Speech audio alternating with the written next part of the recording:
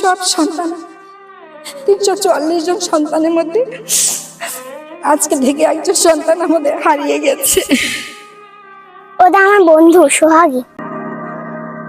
পুঠিয়ায় প্রথম শ্রেণীর ছাত্রী সোহাগীর অকাল মৃত্যুতে কবরের পাশে কান্নার ঢল সহপাঠীদের। প্রথম শ্রেণীর স্কুল ছাত্রী সোহাগীর অকাল মৃত্যুর খবর শুনে কমলমতি সহপাঠীরা ছুটে যান সোহাগীর বাসায়।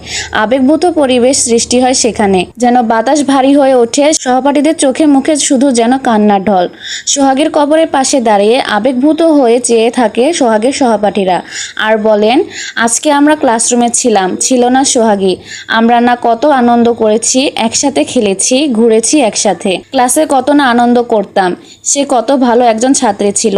আমরা কিছু ভুল করলে সে আমাদেরকে ভুলগুলো শুধরিয়ে দিত। সে ক্লাসে ভালো একজন ছাত্রী ছিল। সে আর আসবে না, চলে গেল দুনিয়ার মায়া ত্যাগ করে না ফেরার দেশে। আমরা এটা মানতেই পারছি না। কালকেও না একসাথে ছিলাম, আর কোনোদিন দেখা হবে না, কথা হবে না, একসাথে খেলতে পারবো না, ক্লাসরুমে আর দেখবো না। বিদ্যালয়ের সহপাঠীরা সোহাগীর কবরের পাশে দাঁড়িয়ে খোদা তাআলার কাছে হাত উঠিয়ে প্রার্থনা করেন, সোহাগীকে যেন খোদা বেহেশতবাসী করেন। খুবই খারাপ লাগছে, আমার বন্ধু এরকম করে পৃথিবী ছেড়ে চলে গেল। না, আর দেখা হবে না। আল্লাহর কাছে চাই আমার বন্ধু যেন জান্নাতে যায়। আমার বন্ধুর যেন কবরে কোনো আযাব না হয়। আমার খুবই খারাপ লাগছে, কারণ ও আমার খুব ভালো বন্ধু ছিল। ও আমার বন্ধু, খুব দুঃখ লাগছে। ওকে আর ক্লাসমেট হিসেবে পাবো না। সে যেন জান্নাতবাসী হয়। আমরা একা একা ক্লাস করছি, ও ক্লাস করতে পারছে না। ওর কথা মনে পড়ছে খুবই। কি করতে বলতে সে খুবই নর্মতা, ওর সত্য কথা বলতো। কেউ যদি ওর কাছে ঝগড়া করতো, সে এগুলো পাত্তা দিত না। সে আমাদের সাথে খেলা করতো। ও কোনোদিনও আমাদের সাথে খারাপ ব্যবহার করেনি। সে সব নর্মতা বিনয়ের সাথেই পরিচয় দিয়েছে। অনেক ভালো ছাত্রী ছিল, পড়াশোনাও খুব ভালো পারে।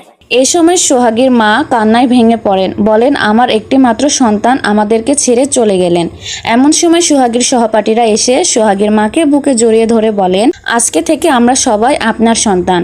এমন সময় কান্নায় আবেগভূত হয়ে ফুলবাড়ী সরকারি প্রাথমিক বিদ্যালয়ের প্রধান শিক্ষক সিদ্দিকা মঞ্জুমুন নাহার বলেন, আমার কথা বলতে কষ্ট হচ্ছে। সারা রাত ঘুমাতে পারিনি মেয়েটির জন্য। সে কোনোদিন স্কুল ফাঁকি দিত না, নিয়মিত স্কুলে আসতো, ভালো ছাত্রী ছিল। বিদ্যালয়ে সবার আগে আসতো, আমাদেরকে খুবই সম্মান ও শ্রদ্ধা করত। বিদ্যালয়ে আসা মাত্র সকল শিক্ষককে সালাম দিত এবং হাতে হাত না মিলানো পর্যন্ত শান্তি পেত না। আর এই অকাল মৃত্যুতে আমরা শোকাহত ও তার পরিবারকে আল্লাহ যেন ধৈর্য শক্তি বাড়িয়ে দেন। একটাই সন্তান ছিল, সে চলে গেল। আমরা তার আত্মার মাগফিরাত কামনা করছি। প্রথম শ্রেণীর শিক্ষার্থী, বর্তমান 2024 সালে প্রথম শ্রেণীতে পড়াশোনা করতো। ও প্রতিনিয়ত রেগুলার স্কুলে আসতো। স্কুল কখনো ফাঁকি দিত না, বৃষ্টি হলেও ফাঁকি দিত না। ইভেন ওদের গ্রামে যদি কোনো প্রোগ্রাম থাকতো, বিয়ের অনুষ্ঠান বা কোনো সামাজিকতা থাকতো, তারপরেও সে নিয়মিত সকালে স্কুলে গিয়ে আমার কাছ থেকে ছুটি নিয়ে তারপর বাড়ি আসতো। সে যাবে এবং সে সবার আগে যদি 5 জন শিক্ষার্থীও আসে, তার মধ্যে সেও থাকতো। এবং এত ভালো ছিল। সে আমাদের একটু অটিস্টিক টাইপের শিশু ছিল, কিন্তু আমাদেরকে খুবই সম্মান এবং শ্রদ্ধা করতো। স্কুলে আমি পৌঁছানোর সাথে সাথে আমাকে সালাম দিয়ে আমার সাথে হাতে হাত মিলাবে এবং প্রত্যেকটা শিক্ষককে সে এভাবে হাতে হাত না মিলানো পর্যন্ত ও শান্তি পেত না। আমাদের হাতে লেখা খাতার জন্য ওর বাবা মাকে বলতো, বাবা মায়ের অত সামর্থ্য নাই, কিন্তু বাবা মার কাছ থেকে বাজারে সবচাইতে সেরা খাতাটা কিনে নিয়ে আসতো এবং আমাকে বলতো, ম্যাডাম দেখেন, সবার চেয়ে আমার খাতাটা অনেক সুন্দর, আমি লিখেছি ম্যাডাম, একটা আমাকে রাইট দিয়ে দেন ম্যাডাম। এবং বাংলা শিক্ষক, ইংরেজি শিক্ষকের কাছে ও যে পড়তো আমাকে এসে আবার বলতো, ম্যাডাম আজকে এটা শিখেছি, ম্যাডাম আজকে এটা শিখেছি। সে একটু আমার স্বাভাবিক বাচ্চাদের চাইতে একটু ব্যতিক্রম থাকায় সে আমার খুব সান্নিধ্যে ছিল। কালকে নিয়মিত সে গতকালকে স্কুলে এসছে। আমি যখন একটা সময় ফোন পেয়েছি, তা বললাম যে কিভাবে হলো, বলো বাবার সাথে গোসল করতে গিয়েছে।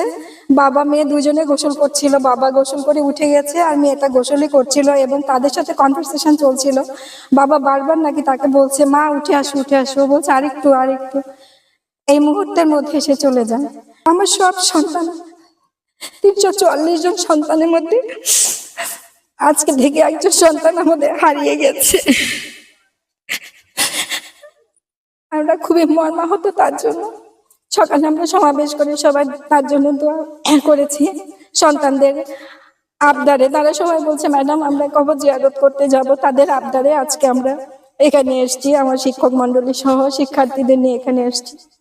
আপনারা সবাই দোয়া করবেন আমার সন্তানটি যেন ভালো থাকে, সুস্থ থাকে, আল্লাহ যেন তার সমস্ত ছোটখাটো গুনাহগুলো মাফ করে দেন, সে একদম ফেরেশতা, তারপর সে যেন জান্নাতবাসী হয়, তার পরিবারে যেন আল্লাহ ধৈর্য শক্তি বাড়িয়ে দেন।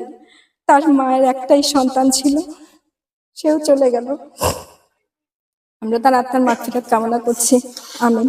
এমন হৃদয় বিদারক ঘটনাটি ঘটে রাজশাহী পুঠিয়া উপজেলার পালোপাড়া গ্রামে তাহেরের মোড়ে 24শে আগস্ট সোমবার দুপুর 2টার দিকে বাবা আসলামের সঙ্গে বাড়ির পাশে মোহাম্মদ আবু বকর সিদ্দিকের পুকুরে গোসল করতে যায়। গোসলের এক পর্যায়ে অসাবধানতাবশত সে পানির গভীরে তলিয়ে যায়। পরে তাকে উদ্ধার করা হলেও শেষ রক্ষা হয়নি 9 বছরের সোহাগীর। পানিতে ডুবেই তার অকাল মৃত্যু ঘটে। সে ফুলবাড়ী সরকারি প্রাথমিক বিদ্যালয়ে প্রথম শ্রেণীর ছাত্রী ছিলেন।